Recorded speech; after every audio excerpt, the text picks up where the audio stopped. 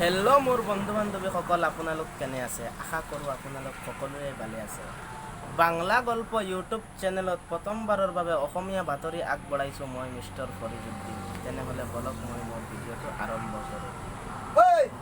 যোৱাকালি গান্ধীনগৰ হাইস্কুল খেলপথাৰত মশা আৰু মাছিয়ে 3 ঘণ্টা গুল্লাগুল্লি কৰাৰ সময়ত 40,000 মশা আহত আৰু 30,000 মাছি নিহত হৈছে বুলি জানিব পৰা গৈছে।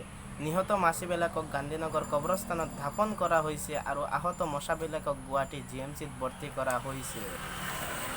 যোৱাকালি মংগলদৈ চহৰৰ বেজপাৰা অঞ্চলত ডাইটি এজনী বহি থকা অৱস্থাত 3টা বৰটকলাই ডাইটিজনীক অপহৰণ কৰি নিয়ে। যোৱা 9 তাৰিখে অসমত জুই লগাৰ কাৰণে বিহাৰৰ পৰা 3টা বিহাৰী অসমলৈ আহে। অসমৰ ব্ৰহ্মপুত্ৰৰ 3ডাল টিকিনি হেৰাই লগে লগে 30টা ভেকুলী 32খন নৌকালৈ বিচাৰে। এতিয়া এডাল টিকিনিৰ সন্ধান পোৱা গৈছে আৰু বাকী 2ডাল টিকিনিৰ মৃত্যু হৈছে বুলি আমাৰ আঞ্চলিক বাতৰিত আহি পৰিছে।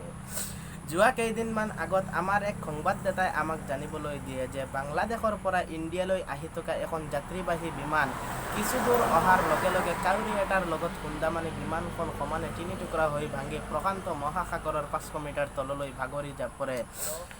পিছত সংবাদদাতাই আমাক জানিবলৈ দিয়ে যে প্লেনখনত উঠি অহা 5.5 গৰাকী ব্যক্তি নিহত আৰু 3.5 গৰাকী ব্যক্তি আহত হৈছে আৰু বাকী 352 গৰাকী ব্যক্তি এতিয়ালৈকে প্ৰশান্ত মহাসাগৰৰ 500 মিটাৰ তলত সুখে শান্তিৰে জীৱন যাপন কৰি আছে বুলি জানিব পৰা গৈছে। ইয়াত কোনোবাই ফুটবল খেলি আছে, তো কোনোবাই ক্ৰিকেট খেলি আছে, তো কোনোবাই পাৰ্কত গৈ আড্ডা মাৰি আছে, তো কোনোবাই বাস্কেটবল খেলি সময় নিৰূপণ কৰি আছে। যোৱাকালি নলবাৰীৰ অভিমুখে আহি থকা মামৰে খোৱা ট্ৰেইন এখন ৰাস্তাৰ কিনাৰত সোমাই পৰি থকা চেংমাছ এটাই গিলি থৈছে বুলি জানিব পৰা গৈছে। গভৰ্ণমেণ্টে দাবী জনাই কৈ দিয়ে ট্ৰেইনখন উলিয়াই দিব লাগে, নহ'লে চেংমাছৰ কুকুৰৰ পোৱালি ধৰাত ফাঁচি হ'ব বুলি। এই কথা গতিৰাম তালুকদাৰে নাৰিকল গছত উঠিও ভাষণ দিয়ে। যোৱা 3 দিন আগত প্ৰশান্ত মহাসাগৰত 2টা দৰিকণা মাছে খাদ্য নাপাৱাৰ বিনিময়ত আজি ৰাতিপুৱা ব্ৰহ্মপুত্ৰ হোটেলত আহি মৃত্যুবৰণ কৰে। এতিয়া খেলৰ বাতৰি।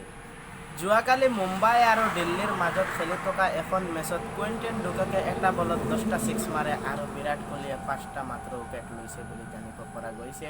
মেচখন অন্ততে টাই কৰা হৈছে। এতিয়া বতৰৰ বতৰা। আজি বিয়লি 5 বজাৰ লগে লগে আমাৰ ডবকা আৰু গুৱাহাটী চহৰৰ মাজত বিজুলী আৰু বৰষুণৰ লগত গাখীৰ পৰাৰ সম্ভাৱনা আছে। গতিকে মই আপোনালোকক অনুৰোধ কৰি কৈছোঁ যে টৌ আৰু বাল্টি লৈ বাহিৰ হৈ এই গাখীৰখিনি আপোনালোকে নিশ্চয়